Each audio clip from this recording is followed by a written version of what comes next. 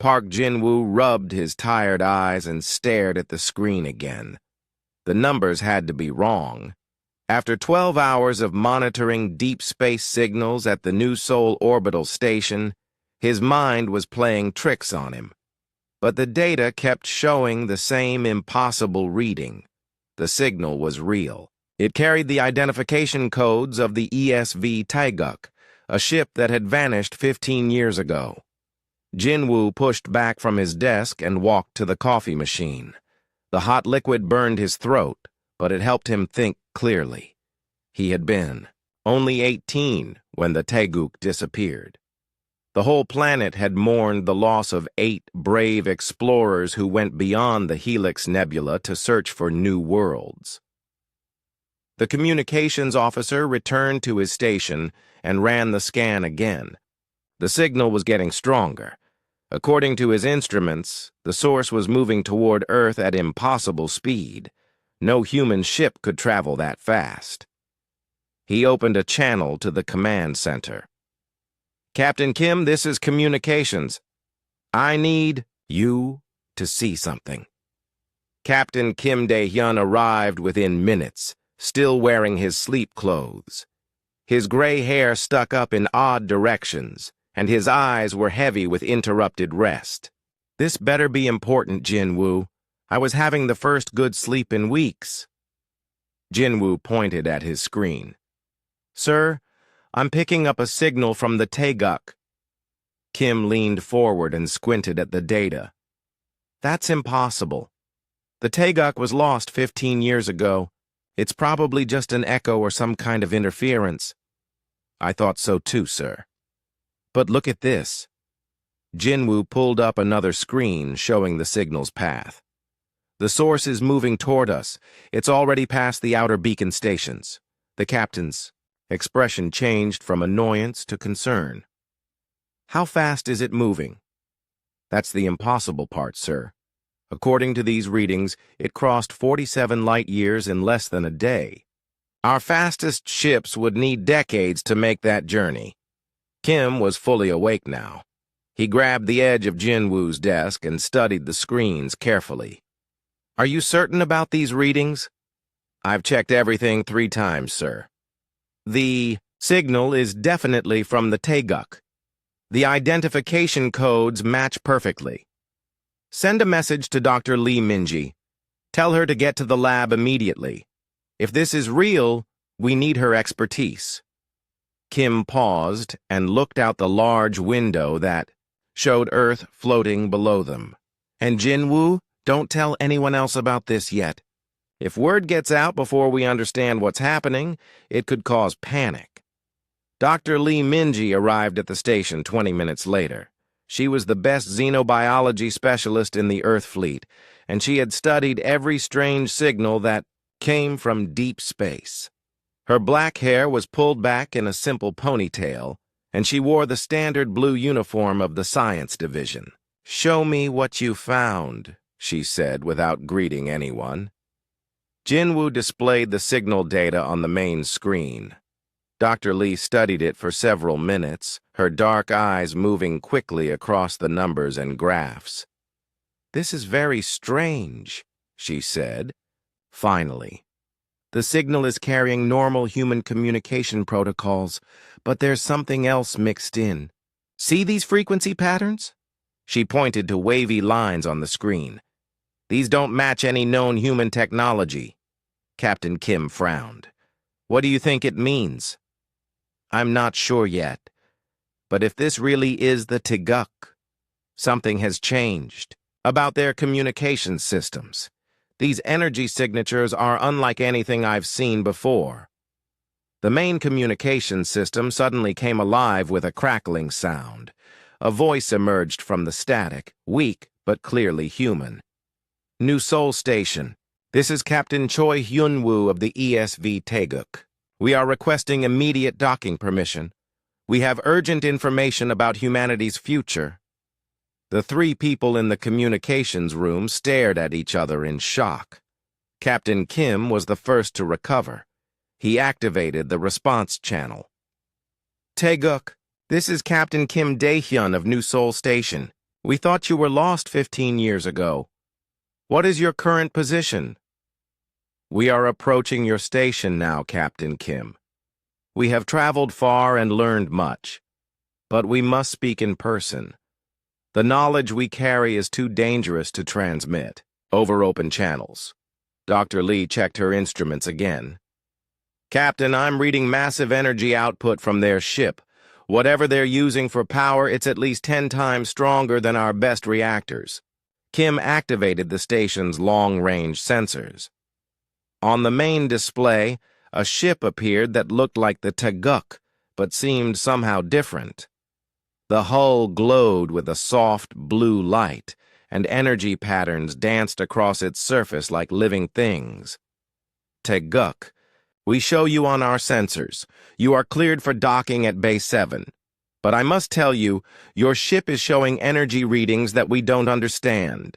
We will explain everything once we are aboard your station, Captain Kim. The universe is much stranger than we knew when we left Earth, and much more dangerous. The communication ended, leaving the three people in uncomfortable silence. Park Jin-woo watched the approaching ship on his screen. It moved with grace that seemed impossible for such a large vessel, sliding through space like a fish through water. Dr. Lee, I want you to scan that ship with every instrument we have, Captain Kim ordered. Find out what makes it work, and get a full medical team to the docking bay. After 15 years in space, they'll need immediate health checks. Already on it, sir, Dr. Lee replied, her fingers flying over her control panel. But, Captain, I'm seeing things that don't make sense. Parts of their ship seem to be alive. I'm reading biological signatures mixed with mechanical ones. Kim felt a chill run down his spine. What do you mean, alive? I mean, the ship appears to have organic components, like it's part machine and part living creature.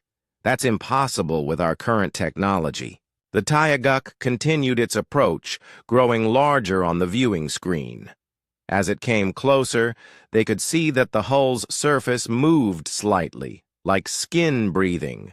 Patterns of light flowed across it in waves, beautiful, but alien. Captain, Jin-woo said quietly, should we alert Earth Command about this? Kim thought for a moment. Not yet. Let's talk to the crew first and find out what happened to them. But prepare an emergency transmission. If something goes wrong, Earth needs to know immediately. The docking process took longer than normal. The Teguk's strange energy field interfered with the station's systems, causing several minor malfunctions. When the ship finally locked into place, the air itself seemed to hum with power. Dr. Lee looked up from her instruments with worry in her eyes. Captain, I'm reading 8 life forms aboard the Teguk. They register as human, but there are unusual energy patterns around each of them. It's like they're surrounded by some kind of field. Could it be protective gear? Maybe, but I've never seen anything like it before. Kim activated the station's internal communication system. All senior staff report to Docking Bay 7 immediately. We have visitors. As they waited for the Teguk's crew to emerge, Captain Kim couldn't shake the feeling that everything was about to change. The ship that had returned was not the same one that had left Earth 15 years ago. Whatever had happened to the crew during their journey, it had transformed them and their vessel in ways that challenged everything humanity thought they knew about space travel. The docking bay doors began to open with a soft hiss. Beyond them lay answers to questions that humanity hadn't even known to ask. The docking bay doors finished opening with a mechanical whisper. Captain Kim Dae-hyun stood with his senior staff, watching as 8 figures emerged from the Teguk. The first person to step out was a man in his 40s with short black hair and confident posture. Even after 15 years in space, he looked exactly as he had when he left Earth. Captain Kim, the man said with a smile, I am Captain Choi Hyunwoo. Thank you for allowing us to dock." Kim stared in amazement. Choi looked exactly the same as in his old mission photos. No gray hair, no wrinkles, no signs of the long years that should have aged him. "Captain Choi, you haven't changed at all. How is that possible?" "We have much to explain," Choi replied. "But first, let me introduce my crew." A woman with bright eyes stepped forward. "Chief Engineer Song Bitna," she said. In her hands, she carried a sealed container that seemed to bend the light around it. The air near the container shimmered like heat waves on a hot day. Next came a tall man with steady hands. Navigator Kang Min-soo.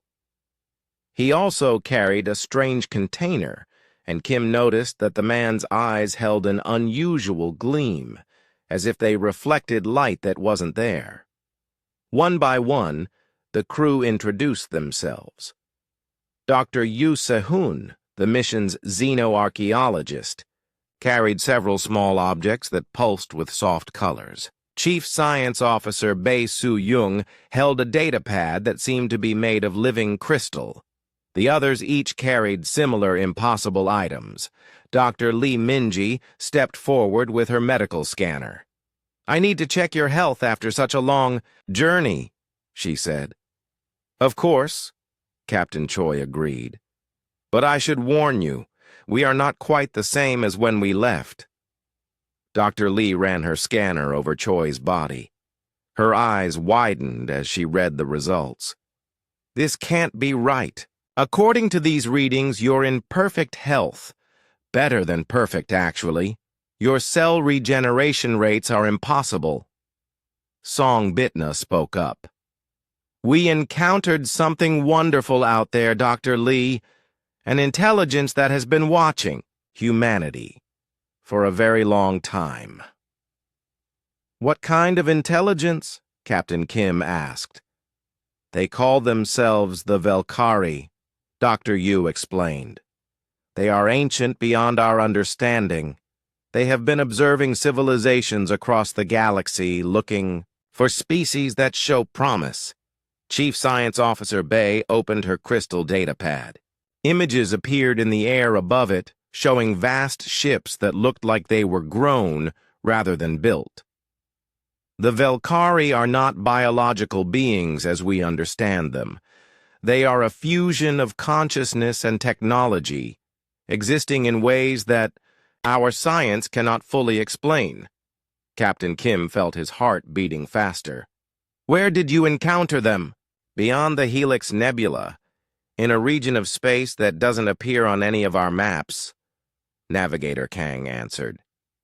"We were exploring a system with unusual energy readings when they made contact." Dr. Lee continued scanning the crew members. Each reading was more impossible than the last. "Captain Kim, these people show no signs of aging. Their immune systems are operating at levels I've never seen. And there's something else." She paused and checked her scanner again. "They're all connected. Somehow, I'm reading synchronized brainwave patterns." "Connected how?" Kim asked. Song Bitna and Dr. Yu exchanged glances. "The Velkari enhanced us," Song explained. "They gave us abilities that allow us to interface with their technology and understand their knowledge." "Enhanced you how?" Dr. Yu set down his artifacts and rolled up his sleeve. His arm looked normal until he placed his hand on a nearby control panel. Suddenly, lights began flowing under his skin, and the control panel responded to his touch without him pressing any buttons. "We can interface directly with technology now," he said. "Our minds have been expanded to process information in ways that normal humans cannot." Captain Kim stepped back. "Are you still human?" "That's a complicated question," Captain Choi admitted.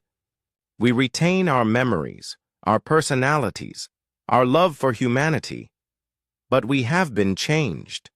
The Velkari did this to help us, and to help all of humanity. Help us with what? Chief Science Officer Bay activated her datapad again. New images appeared showing massive dark shapes moving through space. There is a threat coming, Captain Kim. Something the Velkari call the Devourers. They sweep through the galaxy every 50,000 years, consuming all advanced life forms. The room fell silent. Dr. Lee stopped her medical scans and stared at the images. The dark shapes in the display seemed to absorb light rather than reflect it. "How long do we have?" Kim asked quietly. 3 years, Navigator Kong said. The Velkari have been tracking their movement for millennia. They always follow the same pattern, moving from the galaxy's edge toward the center, destroying everything in their path. Songbitna opened her shimmering container. Inside was an object that hurt to look at directly.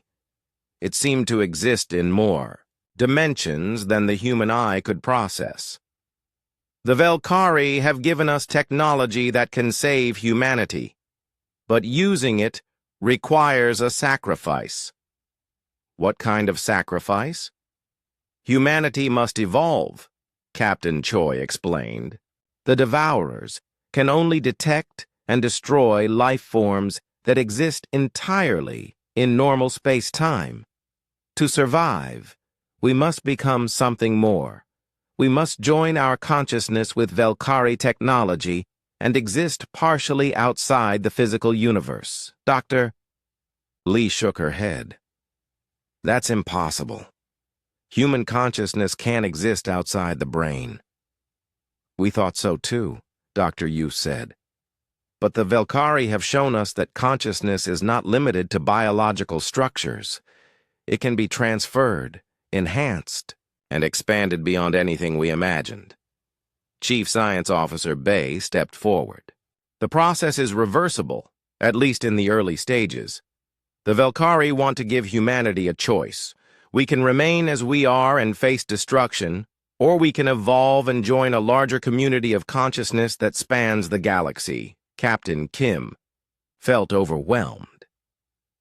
How do we know the Velkari are telling the truth? How do we know this isn't some kind of trick? Captain Choi's expression grew sad. Because we have seen the remains of civilizations that chose to remain unchanged. Entire worlds, reduced to lifeless rock. The Devourers leave nothing behind. Songbitna closed her container carefully. We brought back proof, and we brought back the technology that can save us. But the choice must be made quickly. The enhancement process takes time, and not everyone will survive it. What do you mean? Not everyone will survive? The fusion of human consciousness with Velkari technology is complex, Dr. Yu explained. Some minds are more adaptable than others. We estimate that perhaps 70% of humanity could successfully make the transition. The silence in the docking bay was deafening. Captain Kim looked around at his crew, seeing the same shock and fear in their eyes that he felt in his heart. "We need to contact Earth immediately," he said finally.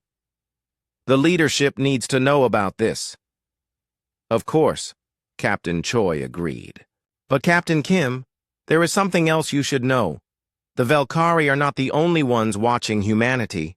There are other forces in the galaxy, some friendly, some not. The choice we make in the next 3 years will determine not just our survival, but our place in a universe that is far stranger and more dangerous than we ever imagined. Dr. Lee looked at her medical scanner one more time. "These readings still don't make sense. Your crew shows signs of enhancement, but I also detect traces of foreign technology integrated into your biological systems. It's like you're part human and part something else." "That's exactly what we are," Songbitna said simply. "And if humanity chooses to accept the Velkari's gift, it's what all of us will become." 3 hours later, Captain Kim sat in the main conference room with the Taeguk crew and his senior staff. The strange artifacts from the alien ship were arranged on the table, casting shifting patterns of light across the walls. Dr. Yu had connected several of the devices to the station's computer systems, and data flowed across the screens in languages that human eyes had never seen. Chief Science Officer Bei Su-Yung placed her hands on the crystal data pad, and immediately her eyes took on the same strange gleam that all the Taeguk crew shared. "I am accessing the Velkari historical records now," she said in a voice that sounded slightly different than before.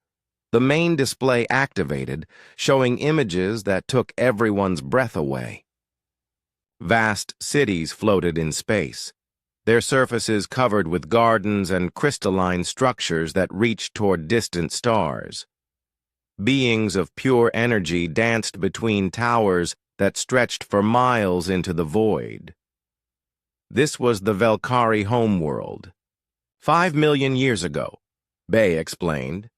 They were once physical beings, much like humans, but they achieved something we thought was impossible. They learned to transfer their consciousness into quantum structures that exist between dimensions. Captain Choi leaned forward. "Show them what happened next." The images changed. The beautiful cities began to crack and crumble. Dark shapes appeared at the edges of the system, moving with purpose and terrible hunger. As they approached, the light seemed to drain from everything around them. "The first devourer attack," Dr. Yu said quietly. "The Velkari barely escaped with their lives. They watched their entire civilization consumed in a matter of days." Dr. Lee Minji studied the images carefully. "What exactly are these devourers?" "That's what the Velkari spent the next million years trying to understand," Navigator Kang replied. He gestured, and the display showed new images of the Velkari studying the aftermath of destroyed worlds. They followed the Devourer's path across the galaxy, examining the remains of hundreds of civilizations. Songbitna's container began to glow brighter. What they discovered was terrifying. The Devourers are not natural predators. They were created. Created by whom? Captain Kim asked. "By a species that called themselves the Architects," Captain Choi answered. "They lived in our galaxy 12 million years ago. They were the most advanced civilization that ever existed, capable of reshaping entire star systems with their technology." The display showed massive ring-shaped structures surrounding stars and planets that had been transformed into perfect geometric shapes. "The architects believed that the galaxy was becoming too chaotic," Bei continued. "Too many young species were developing in unpredictable ways, so they created the Devourers to maintain order." "Maintain order how?" "By consuming any civilization that reached a certain level of technological development," Dr. Yu explained. "The Devourers sweep through the galaxy every 50,000 years, destroying advanced species and leaving only primitive life forms behind." Dr. Lee shook her head in disbelief. "That's genocide on a galactic scale." "Yes," Songbitna agreed. "The architects programmed the Devourers to follow a specific pattern. They consume energy-based life forms first, then advanced biological species, then anyone who shows signs of developing beyond a certain technological threshold." Captain Kim felt sick. "And humanity has reached that threshold?" "Yes," Captain Choi said simply. "Our space travel, our artificial intelligence, our quantum research, all of it marks us as a target for the next cleansing cycle." Navigator Kang manipulated the display, showing a map of the galaxy with moving points of light. "The Devourers are already active. They began this cycle 3 years ago at the galaxy's outer rim. They move in a spiral pattern, consuming everything in their path. The Velkari have been warning species for millions of years, Bay explained. Some choose to accept enhancement and join the collective consciousness. Others choose to fight and are destroyed. A few try to hide by abandoning technology and returning to primitive life. What happens to the species that join the Velkari? Collective? Songbitna opened her container again, revealing the impossible object inside. They become part of something greater. Their consciousness merges with the quantum field that exists between normal space and time. They gain immortality, vast knowledge, and the ability to exist safely beyond the reach of the devourers. But they stop being what they were, Dr. Lee observed. That depends on how you define identity, Dr. Yu replied.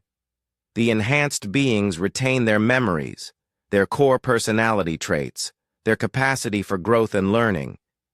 But they also gain access to the combined knowledge and experience of millions of other species. Captain Kim stood up and walked to the window overlooking Earth. The blue planet looked so peaceful from space, with no sign of the cosmic threat bearing down on it. How do we know the Velkari are telling the truth? How do we know they're not the real threat? Captain Choi joined him at the window. Because we have seen the devourer fleets with our own eyes. The Velkari took us to observe a planet that was under attack. We watched an entire civilization disappear in less than 6 hours. The devourers break down matter at the molecular level, Bay added. They convert everything into pure energy, which they store for some unknown purpose. Planets, stars, space stations, living beings, everything becomes fuel for their machines. Songbitna connected her device to the station's power grid. Suddenly, every screen in the room came alive with data streams. This is a real-time scan of the galaxy's outer rim. You can see the devourer signatures for yourself. The display showed dozens of dark spots moving slowly but steadily through star systems. Wherever they passed, the signatures of planets and civilizations winked out like candles being blown out by a cosmic wind. They move slowly because they're thorough, Navigator Kang explained.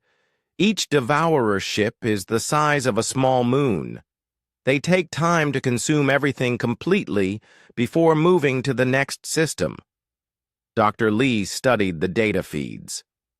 According to this, they'll reach the inner galaxy in approximately 3 years. That's correct, Captain Choi confirmed. Earth sits directly in their projected path. Unless we take action now, humanity has less than 3 years to live. The silence in the room was broken only by the humming of the Velkari devices. Captain Kim turned back to face the Teguk crew. What exactly does the enhancement process involve? The basic procedure takes about 6 months, Dr. Yu explained. During that time, Velkari nanotechnology gradually integrates with human neural tissue. The process can be stopped during the first 3 months with minimal permanent effects. And after 3 months, the integration becomes irreversible, Songbitna admitted. The enhanced individual can no longer exist without the Velkari technology, but they also gain abilities that far exceed normal human capabilities. Chief Science Officer Bay demonstrated by placing her hand on the conference table. Immediately, the surface began to change, reshaping itself into complex geometric patterns. Enhanced beings can manipulate matter at the molecular level. They can interface directly with any technology. They can communicate across vast distances without mechanical devices. They can also exist in environments that would kill normal humans, Navigator Kang added. The enhanced can survive in vacuum, extreme temperatures, and high radiation. They become nearly immortal. Captain Kim sat back down heavily. And the cost is our humanity. Not our humanity, Captain Choi corrected. Our biology, the essence of what makes us human, Our creativity, our emotions, our capacity for love and sacrifice, all of that remains. It's simply expressed through a different medium. Dr. Lee looked around the room at the impossible technology surrounding them. How long do we have to decide? The Velkari require an answer within 1 year, Songbitna said. If humanity chooses enhancement, the process must begin immediately. Enhancing an entire species takes time, and we need to complete the work before the Devourers arrive. And if we refuse, then the Velkari will move on to find other species that might accept their help, Dr. Yu said sadly. They have learned not to force evolution on unwilling civilizations. The results are never good when consciousness is enhanced against its will. Captain Kim looked out at Earth one more time. Somewhere down there, billions of people lived their lives unaware that their entire species faced extinction. The weight of that knowledge felt crushing. We need to contact the World Council immediately, he said finally. This decision is too big for any one person or group to make. Captain Choi nodded. We understand. But Captain Kim, remember that time is not on our side. Every day we delay is 1 day less to prepare for what's coming. Security Chief Han Dongjin had been watching the Taeguk crew for 2 days, and what he observed made him deeply uncomfortable. They moved with perfect coordination, as if they shared the same thoughts. When one crew member needed something, another would provide it before being asked. They spoke in half-sentences that somehow conveyed complete ideas to each other. Dr. Lim, you need to see this, Han said into his communicator. Dr. Lim Ji-yeon arrived at the security office within minutes. She was the station's leading neural specialist, brought in specifically to study the returned crew. Her expertise in brain function made her the perfect person to understand what had happened to them. What have you observed? She asked, settling into a chair beside Han's monitoring station. Watch this, Han said, activating a recording from the crew's quarters. On the screen, engineer Song Bitna was working on a complex device when Navigator Kang suddenly stood up from across the room and handed her a tool. She had not asked for it, had not even looked in his direction. That could be coincidence, Dr. Lim said. Keep watching. The recording continued.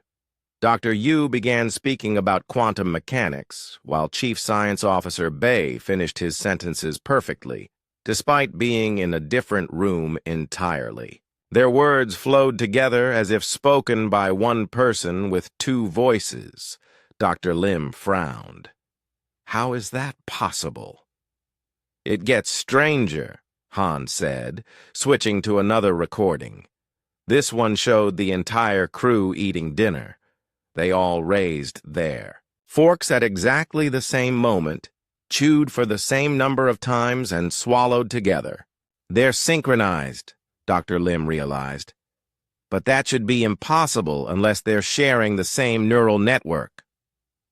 I've been monitoring their brain activity, Han explained, bringing up medical data on his screen.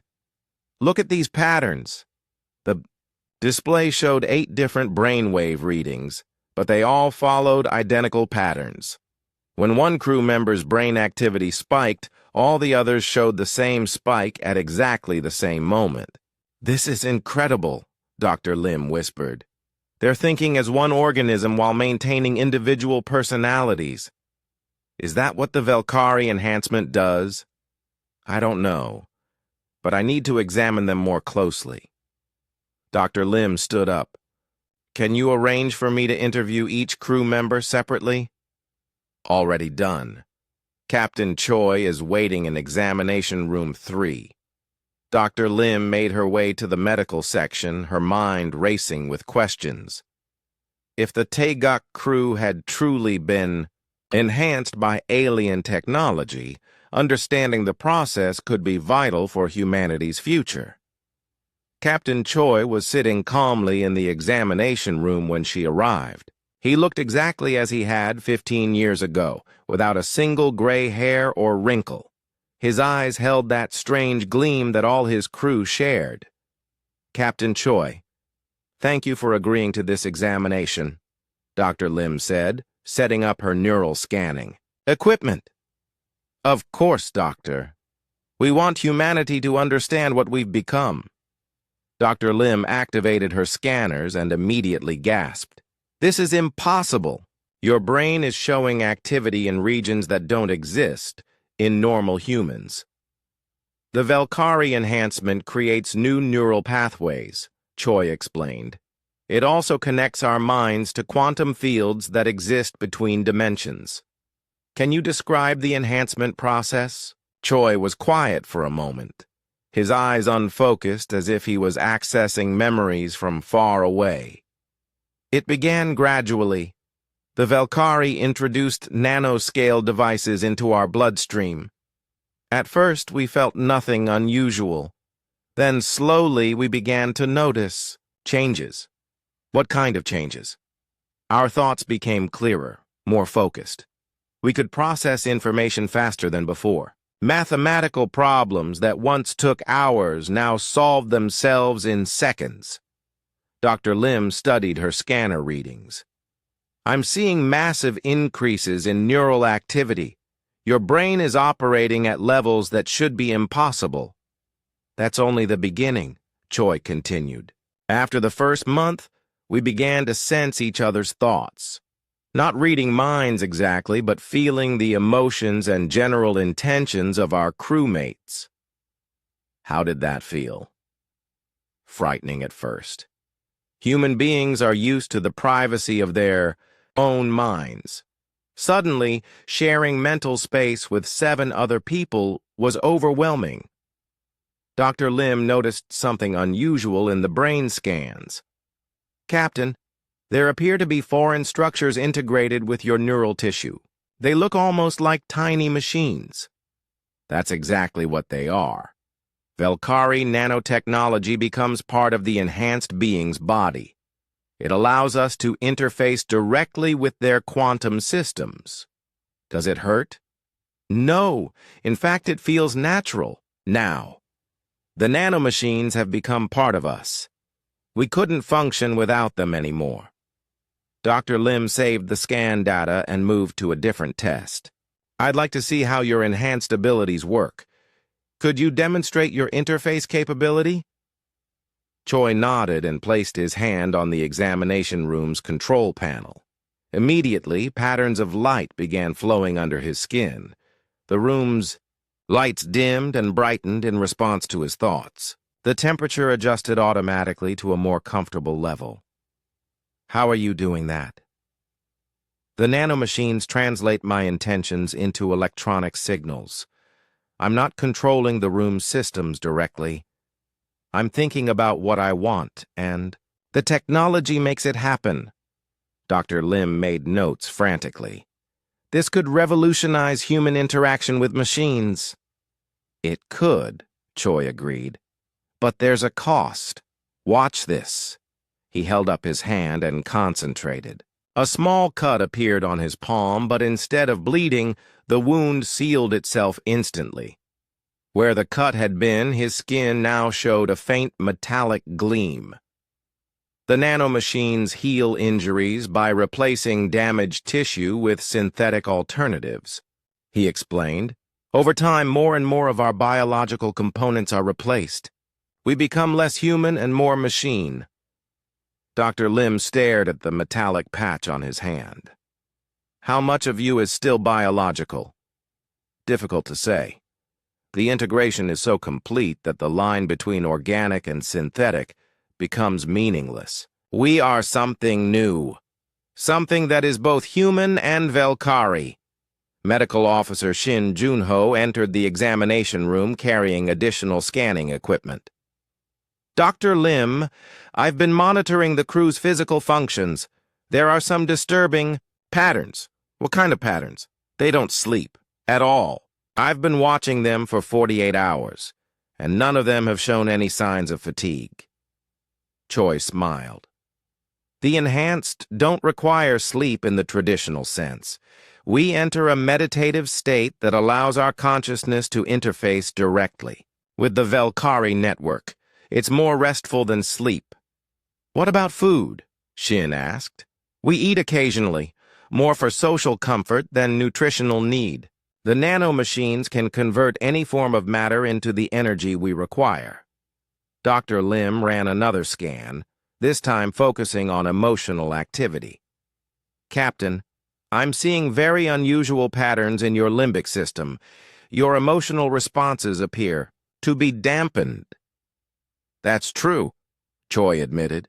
Strong emotions can interfere with the quantum interface. The enhancement naturally moderates emotional extremes to maintain mental clarity. Do you miss feeling things more intensely? Choi was quiet for a long moment. Sometimes, when I think about my family on Earth, I know I should feel sadness or longing, but those emotions feel distant now, like memories of emotions rather than the real thing. Shin checked his medical scanner. Captain, your crew member engineer Song is in the corridor outside. She's requesting permission to enter. I didn't call for her, Choi said, but he didn't seem surprised. She says you need her assistance with Dr. Lim's questions. Dr. Lim looked confused. How could she know what questions I'm asking? Song Bitna entered the room before anyone could respond. Because we share the same quantum field, she explained. When Captain Choi accesses certain memories, the rest of us experience echoes of those thoughts. You mean you've been listening to this entire conversation? Not listening exactly, Song said, but we sense when one of us is under stress or confusion. The network automatically provides support. Dr. Lim realized the implications immediately. So none of you can have private thoughts anymore? We can maintain privacy when we choose to, Captain Choi explained. But it requires conscious effort. The default state is shared awareness. Song demonstrated by placing her hand on the same control panel Choi had used. The lights in the room responded to her touch exactly as they had to his. We are becoming one organism with multiple bodies, she said. Individual identity still exists, but it's part of a larger whole. Dr. Lim looked at her scanner readings one more time. The brain patterns of both crew members had synchronized perfectly during their conversation. Is this what all enhanced humans become? Eventually, Song confirmed. The process takes about 6 months to complete. During that time, the individual can still choose to stop the enhancement, but after the full integration, reversal becomes impossible. Medical Officer Shin frowned. What happens if someone tries to reverse the process after full integration? Captain Choi and Song exchanged glances. Death, they said simultaneously. The biological and synthetic components become so intertwined that separating them destroys both. The emergency session of Earth's World Council convened in Geneva 3 days after the Teguk's return. Representatives from every nation sat around the massive circular table, their faces grim as they reviewed the reports from New Seoul Station. The room's atmosphere was tense with the weight of an impossible decision. Admiral Kwon Yoonji stood at the center of the chamber, her military uniform crisp and her expression determined. She had spent 30 years defending humanity against external threats, but nothing had prepared her for this moment. Members of the Council, she began, we face a choice that will determine whether our species survives the next 3 years. The evidence is clear. The Devourer fleet will reach our solar system whether we accept it or not. Dr. Ryu Tae-hyung, Earth's most respected philosopher-scientist, rose from his seat. His white hair and lined face showed the wisdom of his 70 years, but his eyes burned with passionate conviction. "Admiral Quan, with respect, survival at any cost is not survival at all. What the Velkari propose is the end of humanity as we know it." "Dr. Ryu," Admiral Quan replied, "dead humans are still dead, regardless of philosophical concerns about identity." The debate that followed was unlike anything in human history. Nation after nation presented their positions, but the arguments fell into two clear camps. The survivalists, led by Admiral Quan, argued that preserving human consciousness in any form was better than extinction. The purists, led by Dr. Ryu, insisted that becoming something else was equivalent to voluntary genocide. "Look at the Teguk crew," Dr. Ryu said, activating a holographic display that showed brain scans from Dr. Lim's examinations. "They may retain their memories and basic personalities, but they are no longer human. They don't sleep, they barely eat, their emotions have been dampened, and they think as a collective rather than as individuals. But they're alive," Admiral Quan countered. "They can still love, still learn, still grow. Yes, they're different, but they're not dead." The representative from Japan, Minister Nakamura, spoke up. "What about the 70% survival rate? Are we prepared to sacrifice 30% of humanity for this enhancement? Are we prepared to sacrifice 100% by doing nothing?" Admiral Quan shot back. Dr. Ryu pulled up new data on his display. "I've been studying the Velkari records that the Teguk crew provided. In every case where a species accepted enhancement, their original culture disappeared within a generation.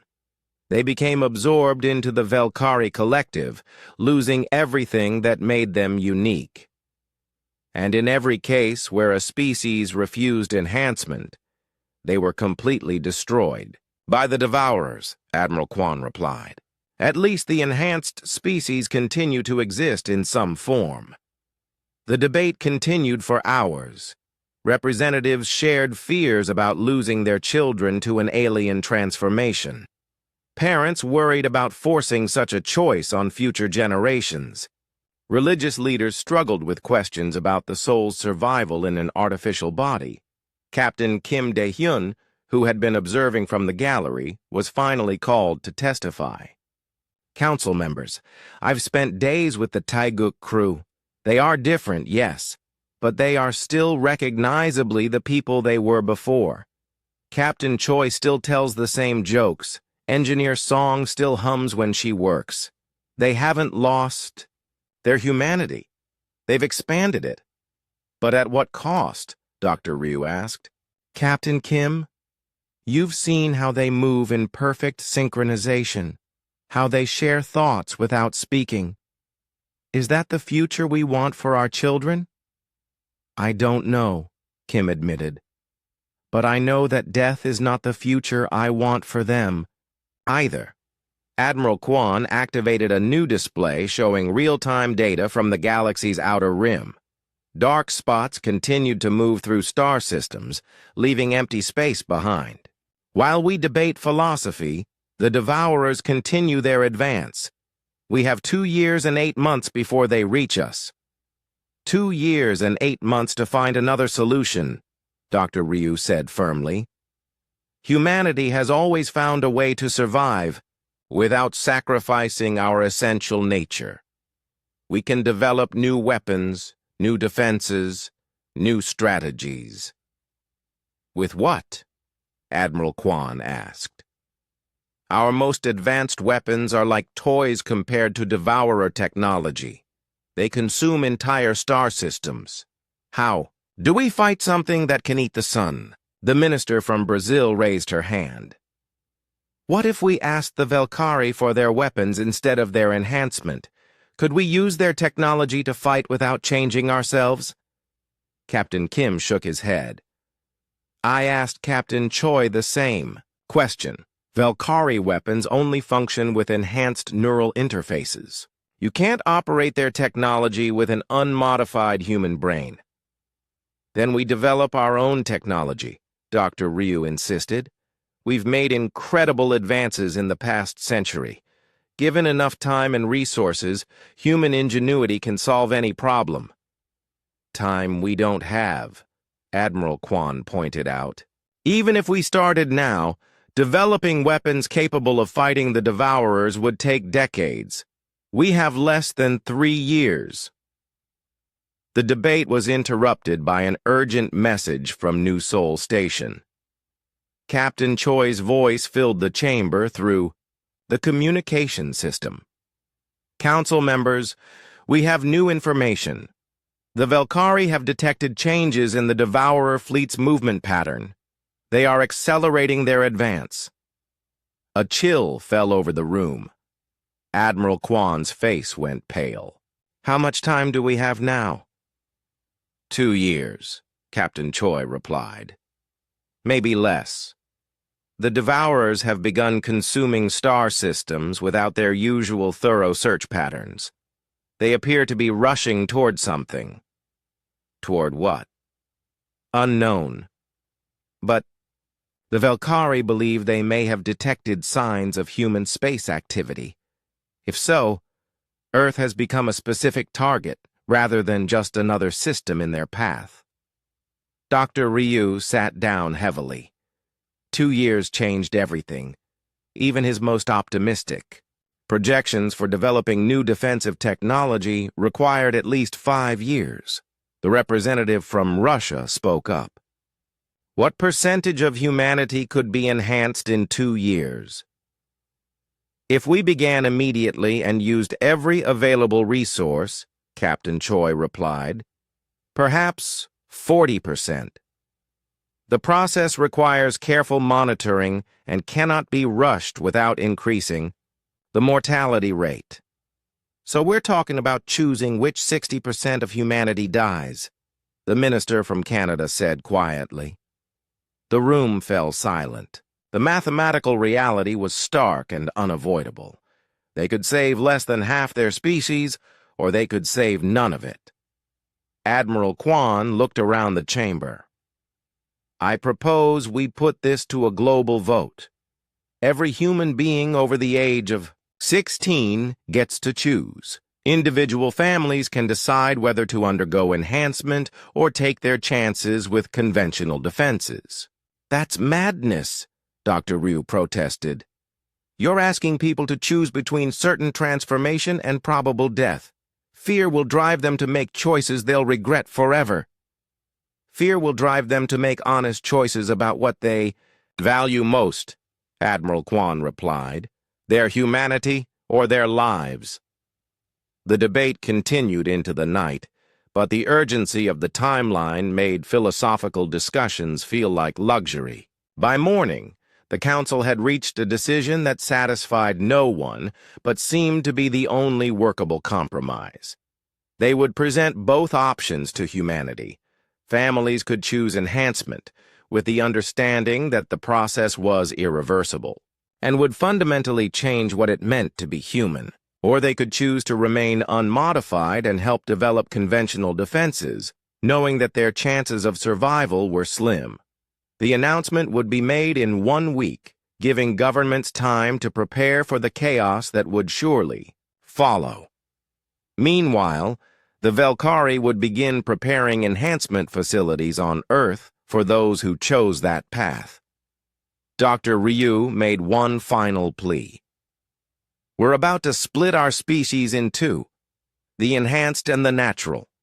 Even if both groups survive, humanity will never be united again.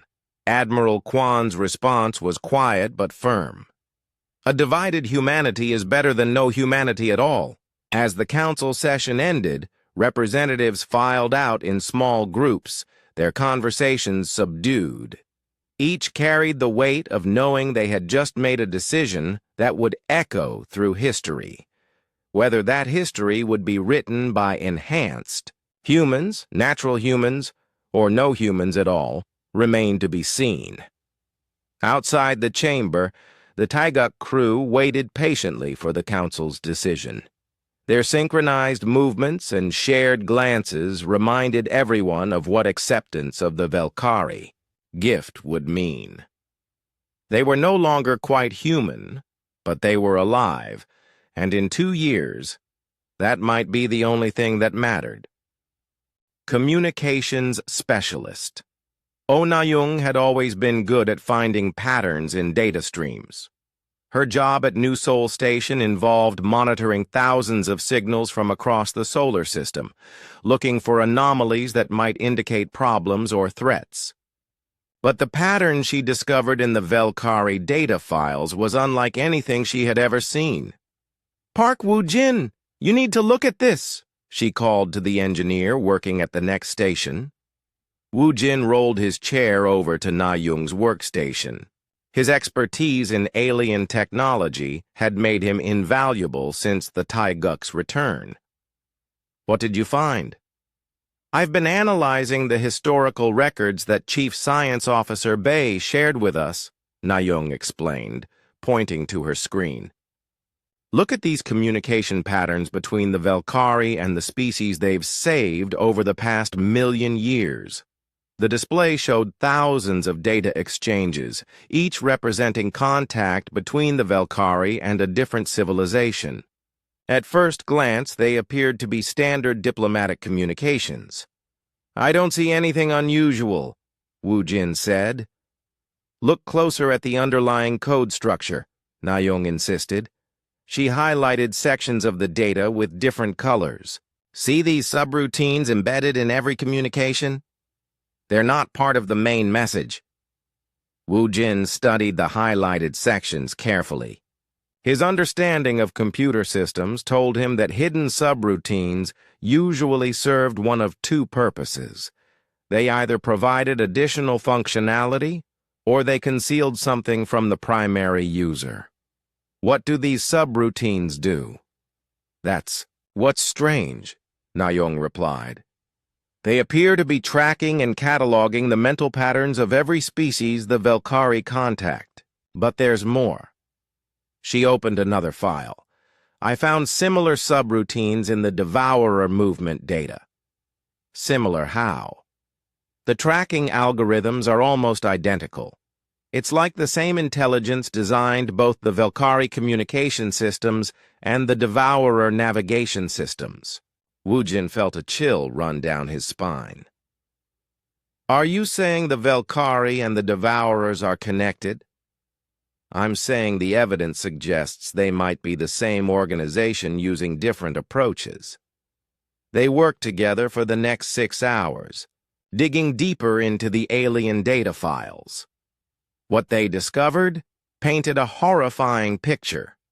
The subroutines contained detailed records of every species the Valkyrie had contacted over millions of years.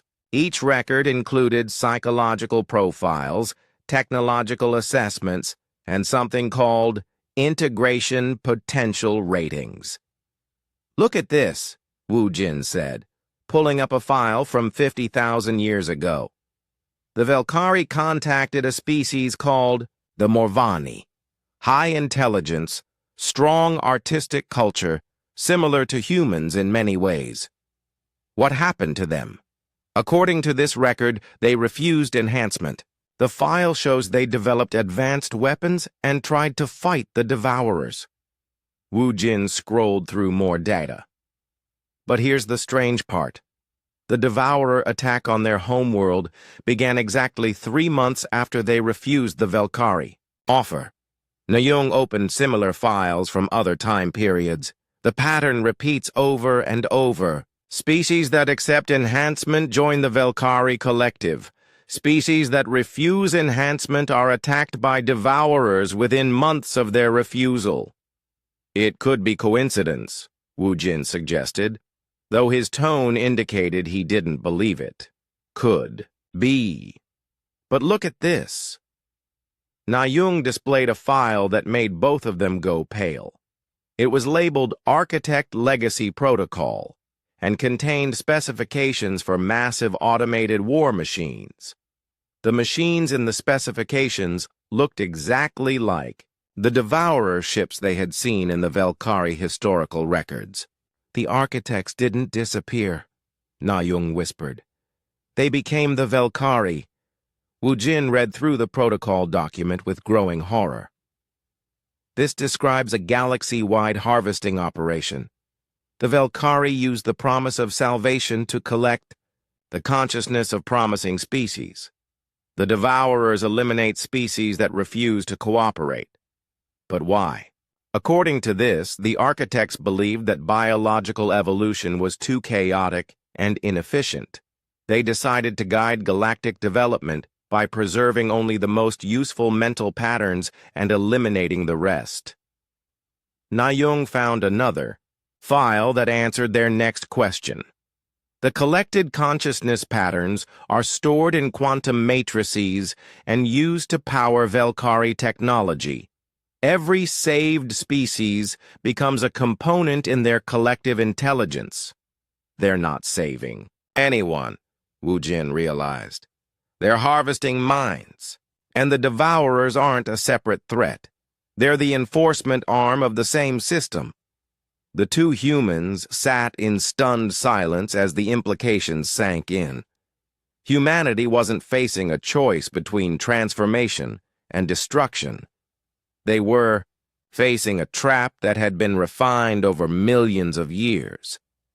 "We have to tell Captain Kim," Na-Yung said. "Tell him what? That the species offering to save us is actually planning to absorb us into their collective consciousness? And that if we refuse, they'll send their war machines to destroy us anyway? We have to warn people. The World Council is about to ask humanity to choose between two forms of extinction." Wu Jin began copying the critical files to a secure storage device. "First, we need more proof. If we're going to accuse the Velkari of deceiving us, we need evidence that can't be disputed." They spent the next 4 hours extracting and analyzing data. The deeper they dug, the more horrifying the truth became. The Velkari had been running the same operation for 12 million years. They would approach a promising species, offer enhancement as salvation from the Devourers, and then either absorb willing civilizations into their collective or destroy resistant ones with their war machines. "Look at this file," Na-Yung said, her voice shaking. "It's a psychological profile of humanity based on our first contact with the Taiguk crew. The profile was disturbingly accurate. It identified humanity's key strengths as curiosity, adaptability, and emotional resilience. But it also noted potential weaknesses, tribalism, short-term thinking, and susceptibility to fear-based decision-making. They've been studying us from the beginning," Wu Jin observed. "The Taiguk crew's mission wasn't exploration. It was reconnaissance. And now they know exactly how to manipulate us into accepting their offer." The final file they discovered was the most shocking of all. It contained detailed plans for Earth's integration into the Velkari collective. The plans assumed that approximately 40% of humanity would accept enhancement voluntarily. The remaining 60% would be eliminated by a devourer. Cleansing event scheduled to occur 18 months after the enhancement process began. They never intended to save all of humanity, Na-Yung said. They're planning to harvest the useful portion and eliminate the rest. Wu Jin finished copying the files and encrypted them with the highest security protocols available. "We need to get this information to Dr. Ryu and Admiral Quan immediately. The World Council has to know what they're really choosing between." "What about the Taiguk crew? Do they know what the Velkari really are?" "I don't think so. The enhancement process probably shields them from accessing these deeper files. They genuinely believe they're helping humanity." Na-Yung looked out the window toward Earth, where billions of people were preparing to make the most important decision in human history based on false information. "If we expose this, It means war with both the Velkari and their devourer fleet. If we don't expose it, it means the end of human independence either way. They prepared to contact Earth with their findings, knowing that their discovery would change everything. Humanity's choice was no longer between transformation and destruction. It was between fighting for their freedom and accepting slavery, disguised as salvation. "There's one more thing," Wu Jin said as they prepared their report. "According to these files, only species with certain types of consciousness can break free from Velkari control once they're enhanced." "What types?" "Species with high levels of individual creativity and emotional chaos. Species that value unpredictability over order." Nayoung smiled grimly. "Species like humans." "Exactly. The Velkari may have made a mistake in choosing us.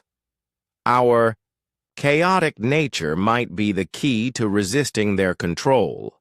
As they transmitted their encrypted report to Earth, both communication specialists realized they had just started a war that would determine whether humanity would survive as a free species or disappear into an alien collective that had been consuming civilizations since before Earth's sun was born. The emergency broadcast reached every human settlement in the solar system simultaneously. Admiral Kwan's voice was steady but urgent as she delivered the news that changed everything. "Citizens of Earth and the colonies, we have discovered that the Velkari have deceived us. They are not our saviors. They are the creators of the devourers, and both represent the same threat to human independence." Chief Tactical Officer Jong Minho stood in the command center of the New Seoul station, watching as panic spread across Earth's communication networks. The revelation had hit humanity like a physical blow, but there was no time to process the emotional impact. The Devourer fleet had accelerated again and would reach the outer solar system in 6 months. "Dr. Moon, what's the status on our defensive preparations?" Minho asked. Dr. Moon Sora looked up from her workstation where she had been frantically adapting Velkari technology for human use. "We've managed to reverse engineer about 30% of their quantum field manipulators. It's not enough to build weapons that can destroy Devourer ships, but we might be able to create defensive barriers." "Might?" "The technology requires neural interfaces that we don't fully understand. We're basically trying to operate alien machines with instruction manuals written in a language we can barely read." Minho activated the tactical display, showing the positions of Earth's hastily assembled fleet. 60 ships had been retrofitted with partial Velkari technology, creating hybrid vessels that were more advanced than anything humanity had built before, but still primitive compared to their enemies. "What about the Teguk crew?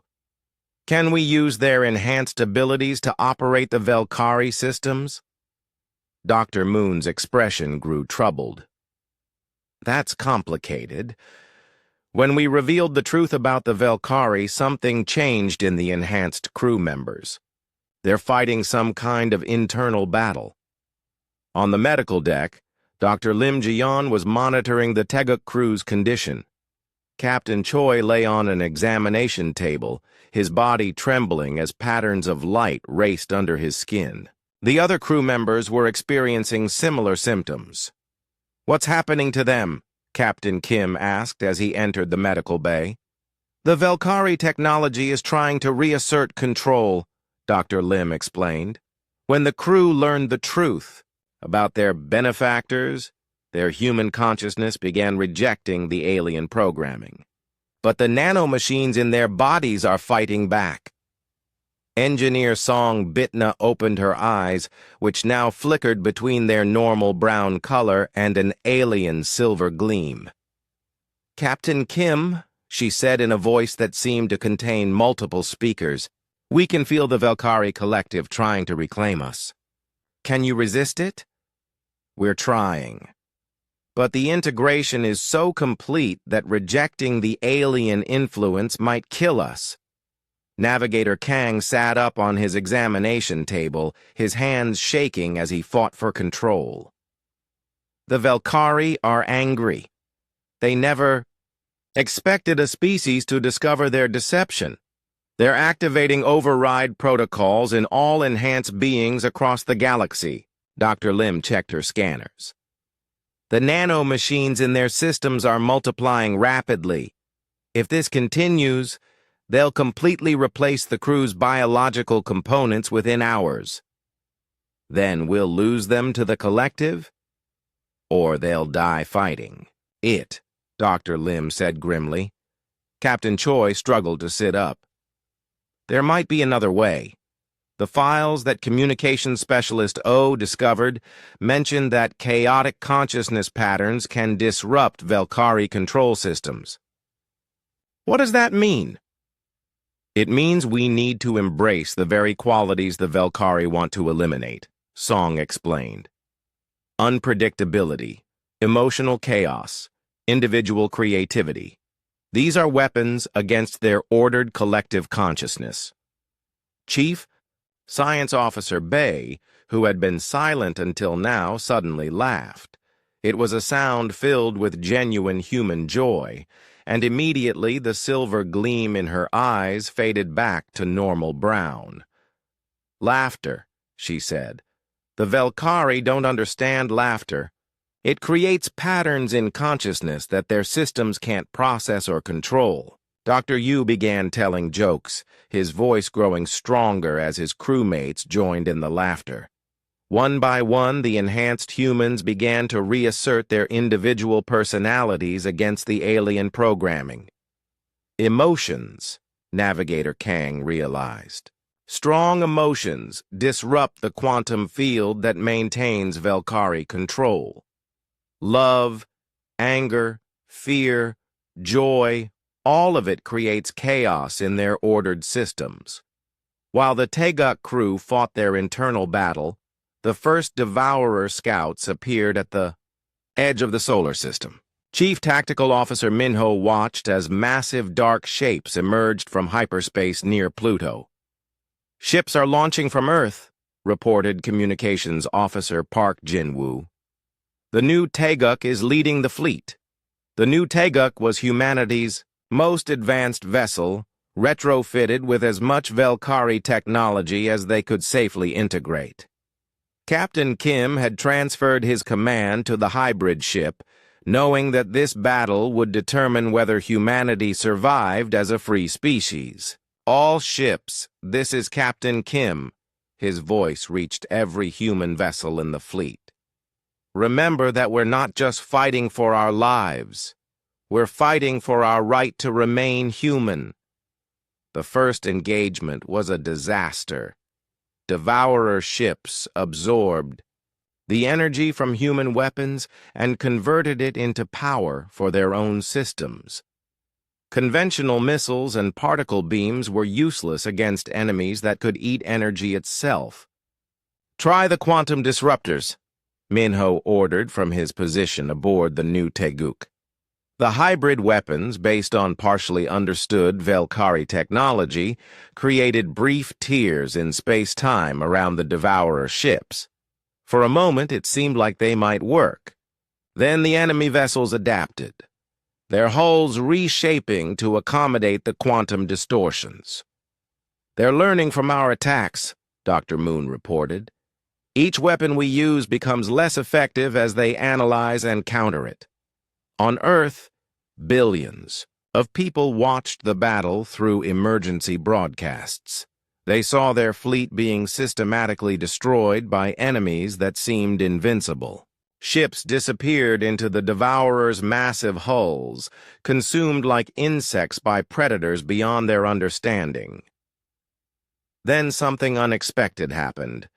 Engineer Song Bitna, still fighting the Velkari control systems in her body, suddenly screamed.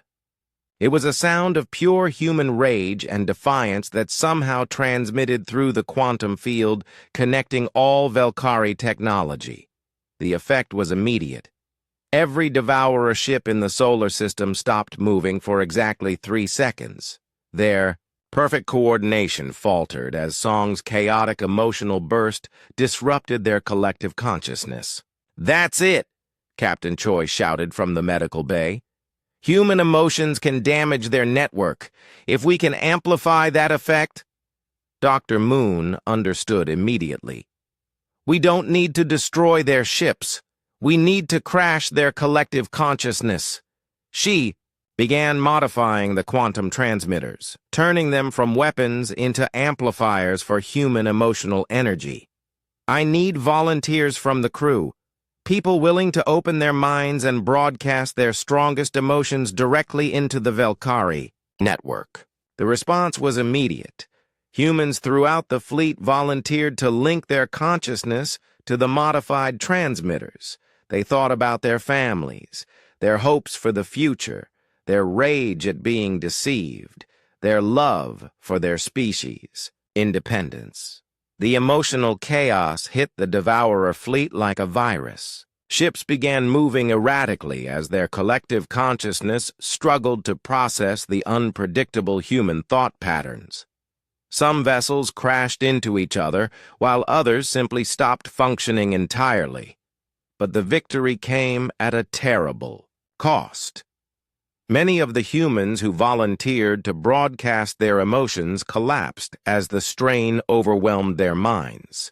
The effort required to disrupt an alien collective consciousness burned out neural pathways and left lasting damage.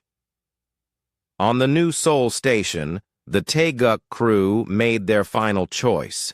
Engineer Song placed her hands on the station's main power core and opened her enhanced consciousness completely to the quantum field. "I'm going to overload the entire Velkari network," she told Captain Kim. "But the feedback will destroy every enhanced being connected to it, including us."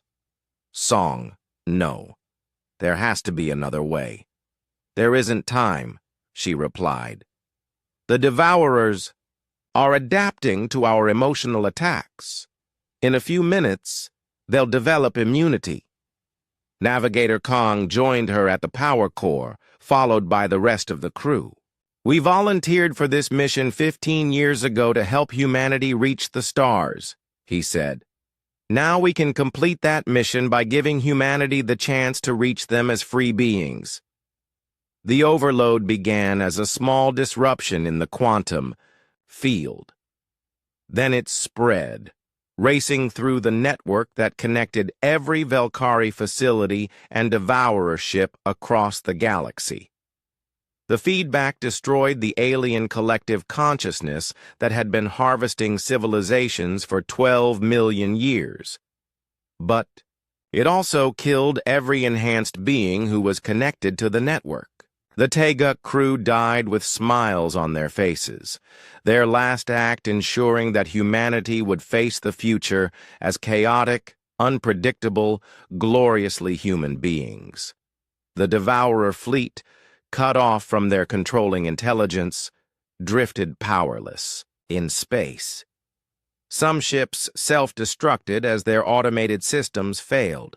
Others simply went dark, becoming monuments to the fallen empire that had ruled the galaxy for so long.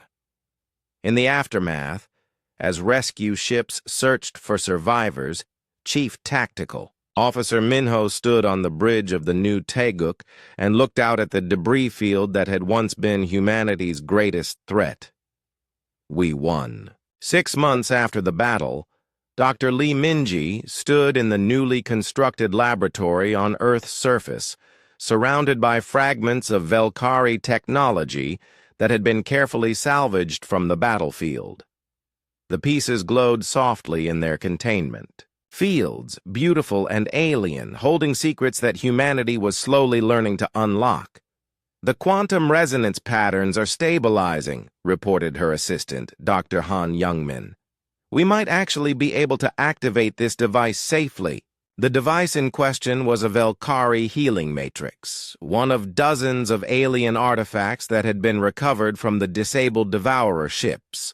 Unlike the massive consciousness-altering systems that the Teguk crew had warned against, these smaller devices seemed to offer genuine benefits without the risk of mental domination. "Remember the protocols," Dr. Lee cautioned. "Every piece of Velkari technology gets tested on laboratory cultures first, then animal subjects, then volunteers who understand the risks. We're not making the same mistakes again. The human synthesis project had been established to study alien technology while preserving human independence. The bitter lesson of the Velkari deception had taught humanity that advanced technology without understanding was just another form of slavery. Captain Kim Dae-hyun entered the laboratory carrying a data pad filled with reports from across the solar system. "Dr. Lee, I have updates from the outer colonies. The Mars Research Station has successfully integrated Velkari energy systems into their life support grid. No side effects, no attempts at consciousness manipulation." And the mood aboard the stations? Cautious optimism. "People are starting to believe we can use this technology safely." Dr. Lee nodded, then gestured toward a larger device at the center of the laboratory. "We're ready to test the communication array. If this works, it could change everything." The communication array was built from Velkari quantum transmitters, but modified with human safeguards that prevented any external signals from affecting the operator's mind. In theory, it would allow humanity to contact other species across the galaxy without risking mental contamination. Park Jin-woo, who had been promoted to Chief Communications Officer after his role in detecting the Teguk's return, volunteered to operate the array. If the Velkari were harvesting civilizations for 12 million years, there must be other species out there who escaped or resisted. Or species who never encountered them at all, Dr. Lee added. "The galaxy is vast. Even the Velkari couldn't monitor every world." Jinwoo placed his hands on the modified interface. Instead of the direct neural connection that the Velkari used, the human version relied on traditional controls combined with quantum field amplification. Beginning transmission on all frequencies. The message they broadcast was simple but profound. "This is humanity, calling to any free civilizations in the galaxy. We have broken the chains of the Velkari collective. We seek friendship with other independent species." The response came within hours. The first signal originated from a system 40 light-years away, carrying the identification codes of a species called the Karathi. Their message was brief, but filled with emotion. "We thought we were alone. The Velkari told us we were the only survivors of their rescue operation 3,000 years ago." Over the following days, more signals arrived. The Tethran Republic had been hiding in a nebula for 500 years after rejecting Velkari enhancement. The Wanderer fleet, composed of dozens of species, had been moving constantly through space to avoid both the Velkari and their Devourer ships. Each new contact brought the same story. Civilizations that had discovered the truth about the Velkari and chosen freedom over false salvation. Some had fought bitter wars against the collective. Others had simply disappeared into the dark spaces between stars, waiting for a chance to emerge. "There are hundreds of them," Jinwoo reported to Captain Kim. "Maybe thousands." The Velkari weren't as successful as they thought. The liberation of the galaxy had begun not with a grand military campaign, but with a simple message of hope transmitted by beings who valued their chaotic, unpredictable nature more than the promise of artificial perfection. 3 months later, the first diplomatic meeting between free species was held aboard the New Sol station. Representatives from 23 different civilizations gathered in the station's main conference room, each bringing their own unique perspective on survival and independence. The Karathi delegate was a tall, graceful being with skin that shifted colors based on emotion. Humanity's victory over the Velkari has inspired resistance movements across the galaxy, she said. Species that accepted enhancement centuries ago are beginning to remember their original nature. Can they break free? Captain Kim asked. Some can. The Velkari control systems were designed to suppress individual consciousness, but they can't eliminate it entirely. Strong emotions, creative thinking, and chaotic behavior can still disrupt their programming. Dr. Ryu Tae-hyung, now serving as Earth's chief philosophical advisor, leaned forward with interest. So the enhanced beings aren't permanently lost? Not all of them. The process takes time and requires support from free beings, but it's possible to restore individual consciousness even after Velkari enhancement. This revelation changed everything. The victory over the Devourers had been only the beginning. Now humanity and its new allies faced the challenge of liberating millions of enhanced beings across the galaxy, helping them rediscover their original identities and break free from the collective consciousness that had trapped them. The work was dangerous and often heartbreaking. Many enhanced beings had been part of the Velkari collective for so long that they no longer remembered their original nature. Others fought the liberation process, viewing their individual consciousness as a painful limitation rather than a gift. But slowly, species by species, world by world, the galaxy began to awaken from the 12-million-year nightmare of Velkari.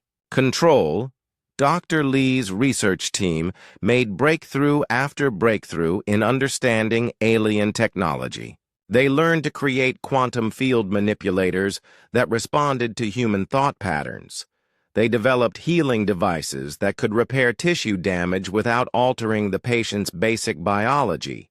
Most importantly, they figured out how to modify Velkari enhancement technology to strengthen human abilities without sacrificing human nature. The key is choice, Dr. Lee explained to the Galactic Council during one of their monthly meetings. The Velkari forced evolution on unwilling subjects, but if beings choose enhancement freely while maintaining their individual consciousness, the result is completely different. The new enhancement process allowed humans to interface with advanced technology and communicate across vast distances, but it preserved their emotional chaos, their creative unpredictability, and their fierce independence. Enhanced humans remained recognizably human, just with expanded capabilities. Engineer Park Woo-jin was among the first volunteers for the modified enhancement. After the process was complete, he retained his sense of humor, his love of solving complex problems, and his tendency to work on multiple projects simultaneously. But he could also manipulate matter at the molecular level and interface directly with quantum systems. It's like having a new sense, he explained to Dr. Lee during his follow-up examination. I can feel the flow of energy through matter, see the patterns that hold atoms together. But I'm still me. I still get excited about new discoveries and frustrated when things don't work properly. The modified enhancement spread slowly through human society. Unlike the Velkari process, it was completely voluntary and reversible in its early stages. Families could choose whether to accept the new abilities, and many chose to remain unenhanced while supporting those who did. We're creating a society where enhanced and natural humans coexist, observed Dr. Ryu during a council meeting. It's exactly what the Velkari claimed was impossible.